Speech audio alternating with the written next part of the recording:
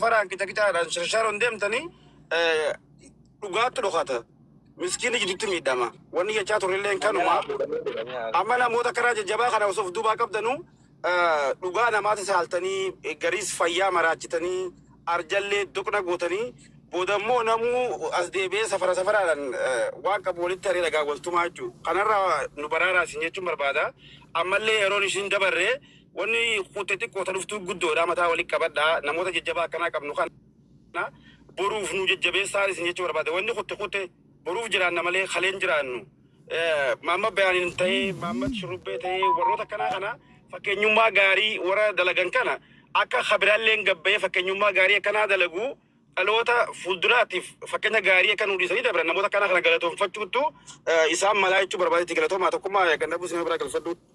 Okay, namni dubbachuu barbaade dubbatu rakkoon qabu ta'i. Namni dubbanne tarii isin saamaa jiru waan ta'eef. Carraa takkatti naa kenna tokkummaa. Ayyee. Duraan dursine hundi keessanuu galatooma galata qabdanii anillee yeroo baay'ee dhagaa jira.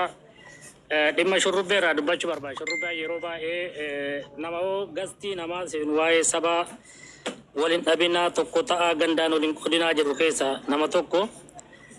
Waggaa sadaffaarraati nama hedduu walitti qabee namoota hedduu aadaa seensisee namni kun haa galatoomu.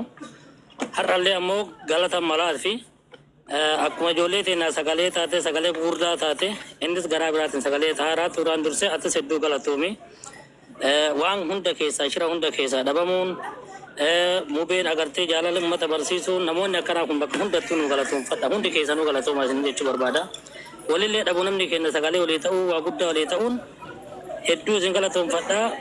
Kanaafuu fakkeenya sarraa waa fudhachuun hedduu gaariidha. Akkuma inni jedhe nama uummata agarsiisan irratti nama maallaqa kennu dhabanii shamarri akkasitti ta'uun sun wareegama nuufuu barnoota fakkeenya akkasiin fudhachuun hedduu gaariidha isin jechuu barbaada. Galatooma atis itti fufii qabsuu hanke akkasuma namni hunduu nama waan kanarratti illee onuuf hattani ofiif jedhanii walitti deebi'uun sabni ammaa kiiloo urgeeffachuun gaariidha isin jechuu barbaade. Walil darbachuun bakka gurdaa akkasaan wal eeggachuu waan gaariidha. Galatoomaa isiniin jedha. Ayyee galatoomi namni dubbachuuf tarii karaalee fakkaataa namni dubbachuuf tunda jiru fedhii qabda yoo jiraattan dabaree isin dhoowwanne dubbadhaa. Iluun faantu maala maqaan kee kun mi'aawaa moo maal? Mi'aawaa iluu jirtu? Okay ofii kan dubbadha osoo hin jirre waan dubbannu qabna. Maarkos Mubarak sagaleen ko jira? Tokkummaa akkami? Akkam akkem nagaa? Nagaan sidii qotuu akkamtu? Jira. Nagaa galata waan hundumaaf yaada baay'ee illee hin qabu reefuun dhufaa waan irraa kaatanii isa akka dubbataa jirtan hubachuu baatullee garuu pooyintiin sanaa galee jira. Haalli mucayyoo sanaa akkanatti ofuma namni baay'een ajandaa godhee garuu namni hubataan bakkee irraa taa'ee ilaalee deegaa muraasa keessatti dhufee furmaata kennuunsaa kun tokkoffaa gootummaadhasi waaqayyoo isaa eebbisuu jenna. Ani first of all akkaataan itti ajandaa mucayyoo kanaa geggeeffamaa ture dhugaa dubbachuu baay'ee hocuma duwwaa baay'atee walitti hocuu namni furmaata kaa'u waliin mari'atee karaa jilaa namni furmaata kaa'u hin argamne. Even qarshii sana kaffaluuf illee amma namni qarshii kaffalu dhibee osoo hin taane akkaataa itti ajandaan deemaa turetu bakka wal makaadha. Namni focus godhee taa'ee bakka tartiibaan waan hunda qindeessee malee diiyaaspooraa hedduutu jira qarshii kana kan ofirraa kaffaluu hin danda'u ture jechuudha. Garuu akkaataa itti ajandaa deemaa turetu baay'ee nama aarsa. Inni biraan jechuu barbaadu haga ammaatti nageenyi mucaa kanaallee maalirra ga'e maalirra jirti maalirra immoo geesse abdiin itti horame maali karoorri mucayyoo kanaa maal ta'a ka jedhu namni haga ammaatti dubbataa jirullee hin jiru. Deebi'ee namni waan kana dubbatan nageenya mucaa sanaallee qarshiin irraa kaffalamu baay'ee gaariidha. Garuu maalirra geesse? Pirogiraamiin ittaanu maali? Furmaatii kana booddee mucayyoo sanaaf ta'u maali ka jedhu haga ammaatti nagarra jechuudha. Even mucayyoo sana fidanii laayifii irratti fakkeessuudhaaf jirti nagaa isheetii maaloodha jechuudhaaf fidanii fa'aa dhiyeessaa turanii yeroo tokko tiktookan gashu namatti fakkeessuudhaaf. Garuu mucayyoon sun maali? Karoora maalii qabdi? Mucaan kun yaangiidha nama umurii gabaabaa qabudha. Umurii daa'imaa qabdudha. Maalirra ga'e waa'een ishee kan jedhullee dubbii mucayyoo sanaa almost dagatamaa jira. Ajandaan namni 30-40 taa'ee ilaalamee san booddee hocamee magargar yaa'ee jechuudha. So kanaafi dhugaa dubbachuuf akkaataatti mubaareffaas ta'u qarshii kana walitti funaanudhaaf diiyaaspooraas ta'u ijoollee walitti qindeessanii haala qindaa'aadhaan furmaata utuu argamsiisee dhufee gaarii ture. Amma garuu deemee namni biyya iddoo biraa jiru iyyuu ofii kan akkanatti bosona keessa deemee maal hojjetatu akkanatti gootummaa itti dhaga'amee waan qaburraa kennuusaaf baay'ee fakkeenya guddaa nuu ta'ee jira hunduma keenyaaf jechuudha. Even warruma diyaaspooraa jiran maal kan jedhan iyyuu nu saalfachiisee jira jechuu barbaadeeti. Akkaataa itti hirmaannu wallaalle furmaata argamsiisnu wallaalle jechuudha. So kanaafi ammallee isa darbe duwwaa osoo hin taane guddaa fookas kanan godhu kana booddee mucayyoon kun maalirra geessee jirti? Karoora maaliif ba'eefii jira? Kanarratti illee mari'achuun ba'eessan jira. Kanuma yaadan qabu yoo dhaggeeffadhe itti deebi'a. Okay, ulfaadhu eluu dubbachuuf mi'aawa. Takkatti waa dalagaaran dubbata daqiiqaa. Okay, mi'aawaa ni jirta? Mi'aawaa jedhamti maqaan kun. Dedoo ni dubbata. Mi'aawaa dha hojii keessa nana fakkaata. Yeni booda yoo ogaa carraa hojii keessa gabbaduu ni dubbata yoo fedhe. Dedoo waan dubbattu qabda? Ani wannan jedhu yoo jiraate Marqos eenyuun gaafataa jira gaaffii amma. Hawaasa akka nama tokkotti yoo ta'e hangaafata nan harka keessaa fudhee deeme waan godhamuu qabu akka nama tokkotti godheeraa laffeeraa xumurarra galatanuu dhawwitanii gara fuulduraattuu akka waan akkanaatti hin galle ana gootanittu ajandaa isin qabattanii dhuftan ittiin galu. Ajandaan qabadhee dhufe immoo akka itti as kabbaree ofii gootitu muraatu beeka. Isa sichiitti ajandaa isin qabdanii dhuftan ittiin galu. Ajandaa gootu dhuftanii hin galchitan warra jala deemtee gowwaa Marqosiin jettanu gowwaan akkoo keetti murree taraa akkanaas. Rakkinaan qabu dhiisi warri kun warra gandeedha. Waan balleesse maa? Hangara gootiin ajandaa Oromoo uummata jazbaa hoomaan beekne uummata gandee. Marqos maal balleesse maal balleesse guys? Mubarak. Isa warra komantii irraa warri komantii akkanumatti mana uwwisuuf yaa uwwisanii haa jaanii kuni haaraa waan jira kan jiraachifadha. Kanaafuu jennaan yaani akka isheetti jirtu quba qabu miila siin qabu harka siin qabu waan rabbi nagaa isii haa godhu akka nama tokkotti akka sagalee sii gadi ba'uuf gadi fageenyaa irratti hojjenneerra jedhee nama nagaala. Haa tolus abadus akka nama tokkotti gadi fageenyaan akka sagalee sii gadi ba'ee uummata irra ga'uuf miinaa guddaa taphadheera nuuf hin jedha. Kana booddee oolumni akka kunaan himne. Oromummaa waan kan jettu you can go fuck your mother bitch as nigga namni si gabbaru hin jiru dhagi udduwaale keetii salee barbaade.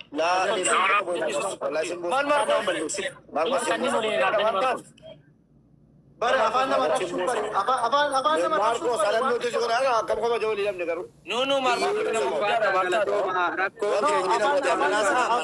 afaan digirii nama barbaade.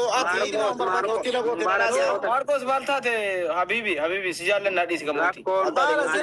Irraa buuteema. Marqos Geggeessina rakkoon hin jiru obsa. Waajee bawaan. Geggeessina haasofnaanu. Marqos si jaallannaa inni karaa deemu. Ani isinirraa bu'aa garuu waan isinit dhaammatu barbaadan. Namni mana tokko jaaru citaa waliin saamu Oromoo yeroo dhibbarra deddeebiti. Anaa fi ofittummaa of keessa yoo baafne malee namni waliin waa dhabe waa walirra dhabu hin qabu.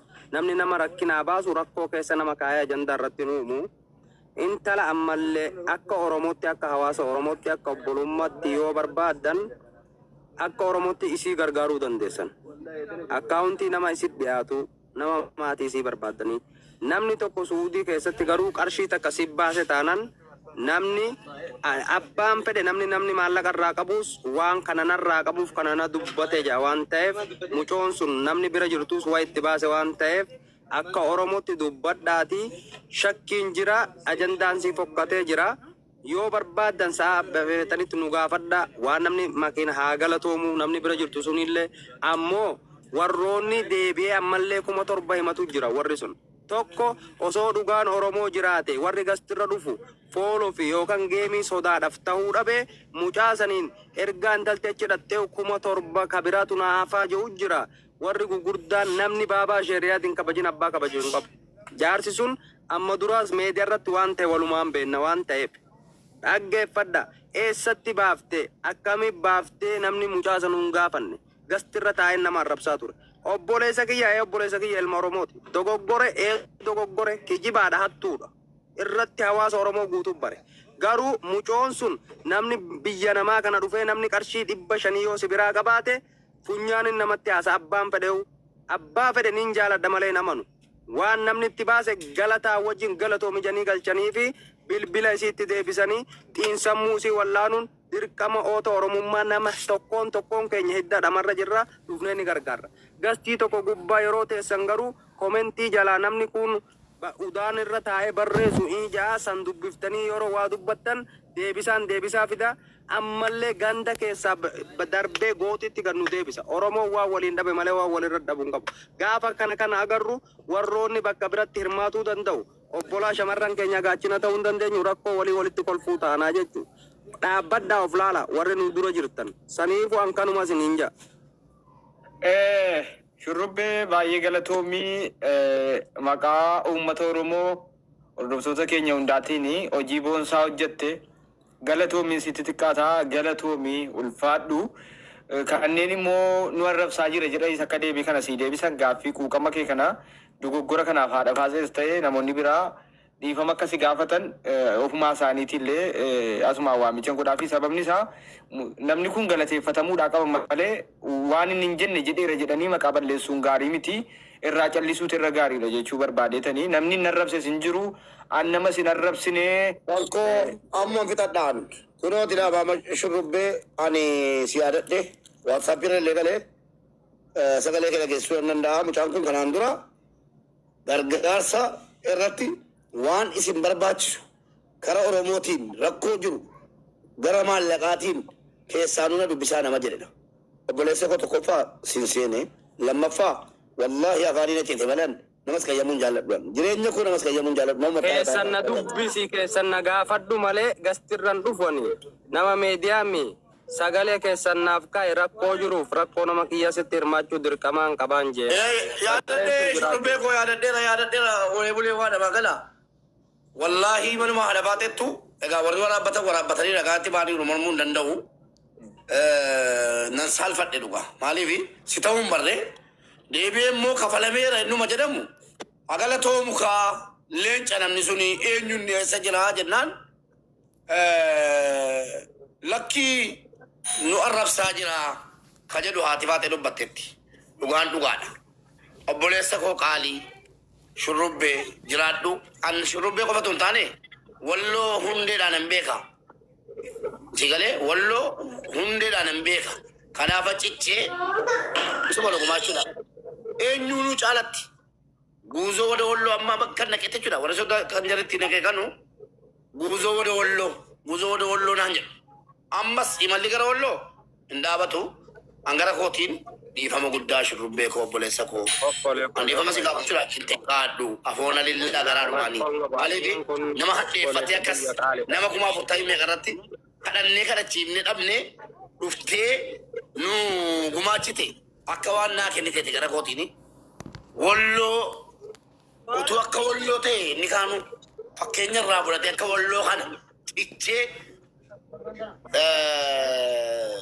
waan godhe ilaa asin jiramu jiraadhu galatoomi anaa miti kan dubbate gootota dubbate darbe hayyoota dubbate darbe waa'ee walloo jarumarraa dhaalleeyyi isin faarsine ummata walloo yuutuub keessa nu jiraadhaa sin jedha ati obboleessa kiyya bakka walirraa dhannu hin qabnu waa hamaa jettee sin qabdu sitti fidan malee ati hin finne galatoomi fayyaa ta'a hundi keessanuu warra as keessatti iluu ati maana jalaa badde. Shurrubbee kam duttanii hundi keessa waa dalagaa jira callisanii kooma numa jira. Ayyee nin bu'aa na ofolchaa gaanamma. Maamma keenya utuati hin bu'iniin asitti ulfaadhu galatoomii galatatu si malaa oromummaa sirraa barraa gandummaa amantii xiqqaa guddaan utuu waliin qoodin tokkummaa isa dhugaa isa afaanii osoo hin taane oromoon tokko afaanii sana osoo hin taane isa hojii sana sirraa barannaa nuti akka oromoo tokkotti galatoomii ati na galateeffadhaaf jettee osoo hin taane kun gaarummaa nu gidduu jiruu fi walitti dhufeenya nu gidduu jiru maalummaa tokkummaan qabu kan nu agarsiisu waan ta'eef wallahi galatatu si malaan gama kiyyaan maqaa ummatuma kanaatiin galatoomi siin jechuun barbaada shurrubbee.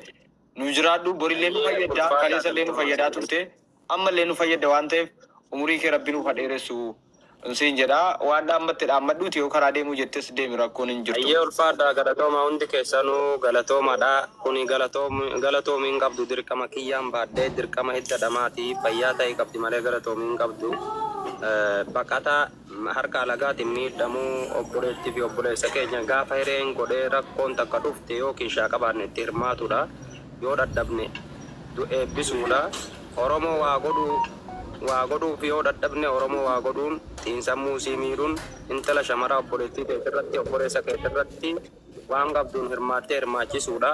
Warra sagalee ta'anis wanni dhaamtaniif isaan amma booda qeeqa. Isaan nu arrabse janiimi akkiin isaan itti qeequ ni jira.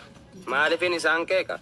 Isaan tun akka naggadaa of fakkeesse waan ta'eef intala san agartee dhimma sii fixanii rakkoo qaban keessan fixachuu dhabanii nuti warra akka kiyyaa kanatti gastirratti wal arrabsuun daddabarsanii waan biraa waliin jo'uun wal maraachuun intalti meediyaarra jilbiiffattee osoon harka arabaatiin du'e jechuun ani duurra naa jira akka yaada kiyyatti silaa akka ofiin fedhan ofirraa hun argatanii malee waan san ofirraa dhiisaa wal dhabbee qabaattan keessa wal gaafadha. Gaafa isin walii galtanii deemtan isin duuba jirraa jechuun barbaada akka nama tokko. Yoon qabaadha isaan irratti hirmaadha yoon dhabe rabbiin kadhadhaaf. Malee beekamtiillee barbaadu. Beekamtiis barbaadaami annama geemis taphatuumi warri giftii kennitanis akkanumaan kennitan malee waan salleen beeku nillee dhufuu yaadan qabu.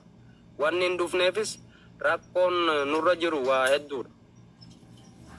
Sani kana jechuu dubbachuurra ummata qulqulluu wayii maal si yaashu been garuu usuma dhuguma biyya isin yaadachiisu tokko biyya keessaayyuu ummata qulqulluu oromummaatti jaanfatee sigalee waa tokko makaa wayii hin qabne dhimmuma oromummaati barra namoonni tokko maraataan hin jiru beektaa kana tuttuqanu wallaahi isin dhabuurra jedhee callisaa bara. Maratan bakkayyuu jira. Namni kumni maratan kana kooti dhifama jedheera haadha faate yoo jala jiraatte please surrubbee wayitu jira. ottuu soorii jedhiin. Sagalee kana muraallee mucattii biraan gaa mucattii waan dubbisen qabu shurrubbeen. Mucaa kana maallaqa nuti kaffale jedhanii irraa fudhachuu malaniifani booddee hojjechiisanii nuu kenni jechuu malu. Namaan galu waan ta'eef. Sirraa kaffalameera. Anasitti yoo waasinii kaayoo amma ni jirtani. Mucattiin bakka ofiin feete haadhattu. Abbaan makiinarraa buuse akkaawuntii natti haa kennatu. Annama kiyyaa sittin godhu harkaa sittin galfadhu. Oromoo kutaa biraa manguddoon kutaa 11 ka Jimmaa ka Arsii ka Walloo ka bakka hundaani jirani kutaa 4 silaa namni biyya kana jiru bilisaan bakka sana haadhattu. Feemisoonni keenya gaafa waliigalan maatii sirritti haa gargaarani. Dirqama qabnu ni baanna. Garuu ani sii gastii koonfiduu gastii isiin jirtuu sin dhaqu maaliif waa biraa fakkaata waan ta'eef hancuufni tufan hin deebi'u. Kafalaan jiru biricha si kafalaan jiru. Birrii maal? Laa hawla walaa. Kafalaan jenne. Gaammoo dabaleen maafin kafala ofittiin baase obboleettii tiyyattiin baase obbolaa kootu wal nyaate kabiraan sinii kennaan siniin jeen. Kabiraan kaffala. Maa hindi jedha walaa kudola. Ilaala kabiraan kaffala jechuutti jira bara. Namni kun wanni dhugaa badaa jiru jira. Namni kun abbaa qabeenyaa wayii ta'ee wallaalee miti asaasaa uummataa ibsu malee kana mangaafadhe. Abbaa qabeenyaa wayii ta'ee wayii. Ani yeroo dhaabbataa san keessatti maallaqa san qawwee gurraacha fideen namaa kennee nama bitatu barbaaduuf maallaqa san dhaamsisa. Ilaal. Ammallee 2,000 namni makiinarraa buusen san amma harkaa qabaniin dhaamaaf. Dhagahala. Maaliif? Walloon immoo akka qaldii wayiitti yeroo nan isin kadhadhu sana bara guzoo walloo sana jecha kanan dubbataa ture. Haati walloo qawwee baaftee gurgurtee seetti beela waan dhanu diina namootanii biraa deebitaniiti. Walumaa galatti qawwee bakka qawween gurguroo jennaan jarri gocha rashaadha. Inumaayyuu 2,000 ilaa shurrubbee koo deengadda dubbanneesi itti hamatamne.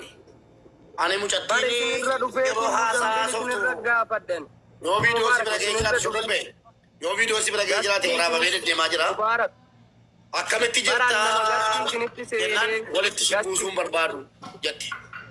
Walitti si buusuun barbaadu akka Oromoon wal loluun barbaadu garuu osoo namichi na ajjeesee jiraata jechee naan hafuudhamtu hin jedhe shariidhaaf hin jenne qeerroo ta'e nan beekaanii gadeenyaa kootu.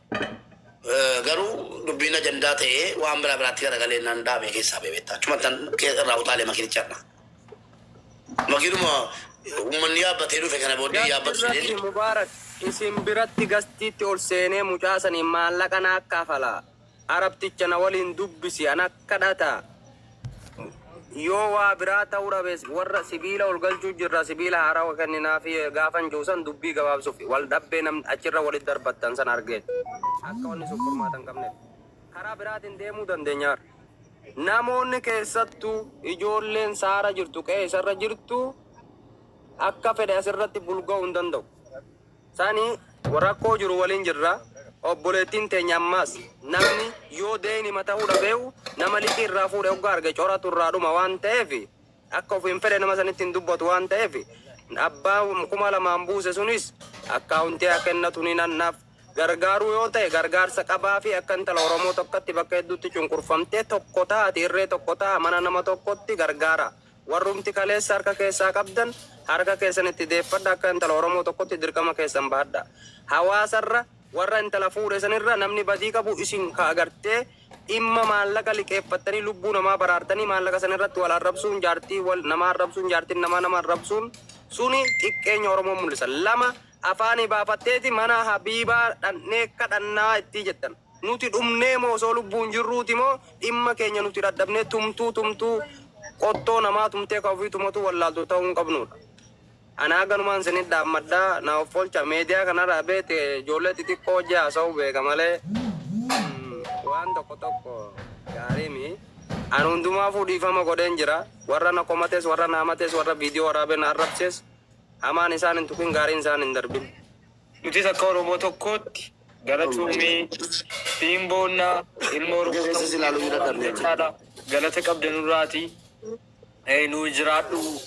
Akka Oromoo tokkotti lataaluu qabdaa yookaan Awurooppaa yookaan Ameerikaa jiraachuu kee miti yookaan abbaa qabeenyaa wayii ofirraa abtee miti dhimma obboleettii kiyyaa immoo na dursuu qaba jettee dursa kennite galatoomisiin jechuun barbaadan gama kiyyaan namoonni hedduunis immoo galatoomisiin jechuuf fedhii qabu as jalaallee gastii ergatanii jiru.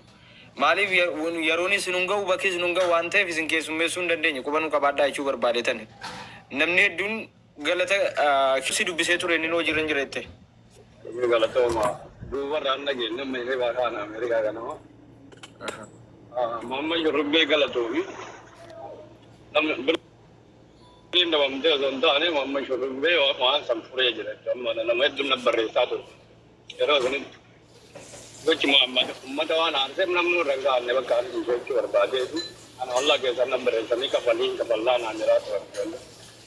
Achu garagalee maali Muhammadillee malee aaree waan taane horaa ture yeroo sanitti innaa waan san jalaa dhiisnee jechuu barbaadeeti. Uummata furteertaa birrii kafaltee galatoomii jechuu barbaade hundi keessanuu galatoomaa waan kana keessa namni martuu hirmaateera Oromummaan keessa jiru Oromoon guutuun isaatu waan danda'e jechuu waluma caala malee namni martuu osoo sagalee ta'e hirmaatee jira hedduu galatoomaa jedha. Maachii fuudhin makkanaa kana yoo fiddan tokko ta'aatii oofaa.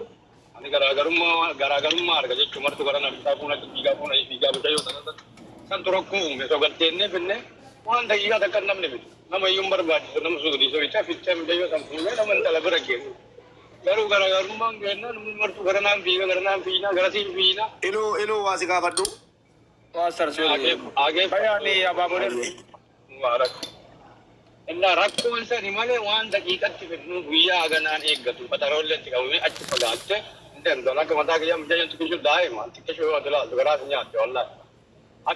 Akkumaaf haa dalaynu yeroo dalaynu onni irraa dalaynu uummata Oromooti dalaynu bakka takka deebine nu martuu yoo fakkeenyaaf abbaan fedhaa bitu yoo mubaarakaa bitu maakii yoo fitte maakii naa bitu aslii yoo fitte aslii naa bitu walitti dhuftanii bakkuma takkatti jechuu barbaade tafaan takkaan onni irraa dhugaani. Dalaidanii yoo ta'u wallaahi yoo suufuramu. Garuu rakkinni keenya huna jibiinaa akka nama ajandaa taanaa jechuu barbaada. Ajandaa godhannu wayii taate dubbiin mucayyoon achi keessa dhugaa dhabdi mucayyoon dubbiin sun hin baddii jechuu barbaada. Amma inni sorroo ta'e dhiida booda guyyaa qabaati bakka takka deema gabmannumaaki nama kana achi fixanitti achi fixa dubbii san fixa. Yeroo biraa yeroo dhugu koominitiin achi illee jira Suudii. Wanni namni shayini itti arrabsamuuf xiqqaan itti arrabsamuuf namni wal fixuu hin jiru. Wallaahi dhugaatiin hin jiru. Achitti fixaa Suudii. dubbi mala Suudii san. Suudii matti matuu danda'a walii bilbilanii waan mucayyoon tun har'a baate waan namni Suudii tun isii bichaa irratti irra jira warra miila irra jira.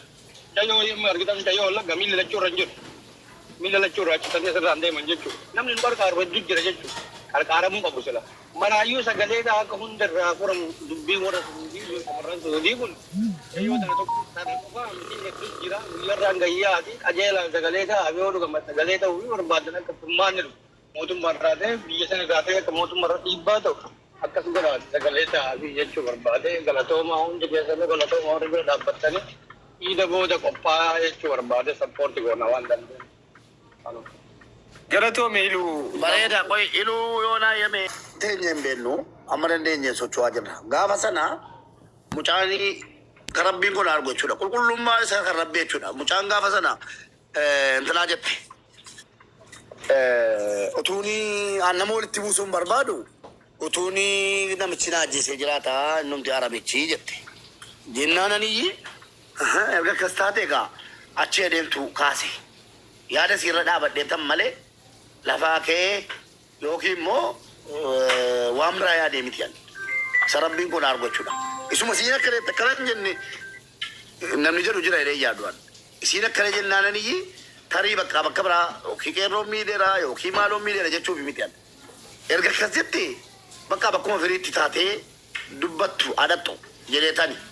Namni immoo gaafa sana qopheesse ijoolleen hin beeku amma ta'ee obboleessuma keenya abbaa keenya nama koominiitii keessa dalagu nama Oromoon guutuun beeku dhalootaanis nama naannoo Baaleeti deengaddeen tala shawaa akka isaan itti nuufuudhaan argitan galateeffadhee ijoollee hordoftoonni koo ni beektu jedhee yaada dhufanii viidiyoo baratanii nama waa sodaatu miti. Gaafa sanas viidiyoo dhufanii baratanii fudhatanii deemu malee waa dhoksaadhaan hin deemanu. Asirratti gaafa sana qirna jedhee bakki kun la.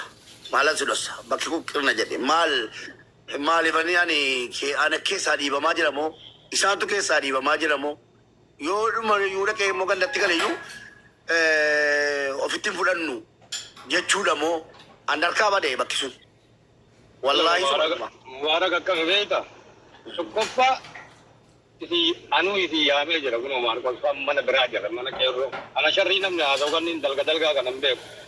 Rakkoo muljattiiti malee mata akka keessaallee argatu hin barbaadullee otoo ajandaa barbaade ijoollee keessaan deemee kadhataa ture gaafa mana maakii dhiyaatu mana maakii malee mana biraa hin deemina isuma jalqabee isii bira fedhaa dubbiin akkasitti bareededha wallaa dhugaatiin jedha deemi mana kee bani mana kee finnaan aan jedhan noo hin barbaadu jedhena otoo ajandaa barbaade warannee fidee nama kuma dhiidama malchiin wanni hin godhadha mucayyoo jechuu garuu hin barbaade hin feene jechuu dubbii mucayyoo san keessan qulqullummaa nama Oromootti dhaabbadha malee waan agaldummaa maali akkasii gaafa achirra jirtan sanuu isin yaamee ture. Dhufnettanii mana san duuddan jechuu banattanii. Gaafa achirra jirtan sanuu isin yaamee isin yaamnee turre maali? Noo hin ta'u bakka kana koottaa yoo nuuf jettanillee gaarii. Isinillee nullee namni martu mucayyoof ta'a. Hin ta'u asitti ilaallaa yoo jettanillee gaarii. Mana banattan eega banattan akka isin deemtan sirrii. Yeroo namni kompileen godhu hin jiru biyya sanitti nama gargaaru jechuudha. Yoo dhugaa dubbatu. Kana gandaa fi bakka inni dhufee hin beeku garuma arsii kana keessa bakka inni dhufee hin beeku asirraa argate caalaa beeku jechuudha jedhama. Akkasitti haaso'itan mucaan maanuu hattuu ta'e innummaan mataan isa tokko mucayyoon karaa dubbataa turte mana meeqatti mana lama moo saditti isin Oromoo waliin fitinaa anuma isin waliin fitinaa sababa kiyya yoo waanaa godhaa jettee yeroo meeqa jilbiiffattee mucayyoon tun boottee dubbataa turte waliin fitinaa mucayyoon gabbooyaa jirtu waliin fitinaa fi malee miidhamee miti. Isin maa wal nyaatanii jetti mana lama mana muzammilitti illee guyyaa biraallee maa wal nyaatanii sababa kiyyaa wal hin nyaatina isin tokko ta'an sappoortii godhaadha mucayyoon ka dubbataa ture. Yeroo sanillee gasiin boottuuf namni waan birrii haa ta'u Oromoo wal fixuuf bootte malee rakkatteetii miti isin qeerroo rakkiseetii miti waan jiru kanuma. Akkasiin taa'an Oromoo lana cima jala taa'ee arga sirrii miti. Bootte malee yommuu fuudhuyyuu barbaadan. Miyuutu godhate yommuu fuudhuyyuu barbaadan. Asirriiti gara mana gahaati malee. Mira keessa argate mummaara yeroo sana waan argitu malee ammiiruma san si'u malee yookiin ati bakka biraa qeerroon bakka biraa yookiin keessa waa argaddaa wanni takka argaddu. Isintu argataa yoo dhugaa dubbate nama isin laala ammallee banee waan wayiin argatu bu'aa takka keessa hin qabu isumaa sagalee akka obboleettii kan waduuka deemu malee wallaa dantaa irraa hin qabu. Ajandaa yoo barbaadu sitti hin harkise ajandaa san gaafa san ganam gaafa anu seenee lolu san ajandama sanuu gachoon harkise mataa kee Ani dalagaa hirribaa ka'ee anaa deemu asii fuudhee mubaaraka tolna arginu. Daqiiqaa otoo hin geenye achi dhiitanii akka harree kana asii lafa na dabarsan. Achi mufadhee jechuudha. Akkamitti na ofii na galchanii anaa karaa deemu. Asii onna buusan jedhee itti ta'e nama ajandama sana iyyuu hin barbaanne. Ajandama namni olii oofu kana tokkochaa ka Oromoo kana. Wallaahi billaa hin barbaadu turee jira. Anaa ergitee bakka ajandaatti bakka jaarsummaatti hin barbaadu jechuudha. Maaliif? Rakkoon dhabdu waan Oromoo kana keessa. Oofanii si deebisanii jechuu barbaadeeti. Ati akkanumaan mufatta malee haalli isin deemtan sun anan mallee numa jedha. Sirrii miti jechuu barbaadeeti. Miirri isin deemtan sun miira sirriitii miti. Miira mucaa sanillee dhugaa isaa dho'i. Tokkuma shurrubbeen kun amma birri isinii kenna kun dhufee jechuudha. Isin kan wal fixan jechuudha deemee 200,000 waa isinii kenna. Dolaara diinaa jira reyaala 500. Salaamu alaikum warahmatullahi wabarakatuh. Mee dhaggeeffattu. Afitatu. Reyaala 500 2,000 isinii kenna sunillee akka namarraallee yoo fuudhan seerumaan namarraa fuudhan jedhan. Fuula sii mana banatee birrii fidaa jedha. Fuula sii mucayyoo fidaa jedha. Mucayyoon maal haa taatu faajjeeftoota nama qaraa mana keessa hidhanii ajjeesuuf arabni ji'a 3 moo maalii ta'edha. Arabni ajjeesuuf jechuudha intaloo namba. Mucayyoon qaraa sirriin jirtu sammuun isii Oromoon asii birriif wal fixa. Nuti asii kuun asiin achi mucayyoo harkisa kuun asiin achi harkisa. Santu nu aarsee jechuu barbaanne gatteettanii osoo isin bakka takkatti qalbii nagaatiin namni taa'ee wal dhaga'ee mucayyoo sappoorti godhe dubbiin kun martuu jalqabumaan dhufteettanii mana maatii jiraa miti namumaa gatteettanii namni martuu dhugaan taa'ee haqaan taa'ee mucayyoo tana ka fuudhelle ka fedhe maan taane ka Oromoo ta'e isii sappoorti godhe guutuun isaa shirri keessa jiraachuu dhabee fuudhee mucayyoo tana seeraan sappoorti godhe lolli kun barti dhufu numaaytu nu ga'e diyaaspoora keenyaaf hojii wajjin biise sinumatti asumatti iyyisiisee nullee iyyisiisee asumatti daaraa nu godhaa jira jechuu barbaadeeti warri beemadoota yoo haadha leeydan uumaa keessatti dabeessa abbo.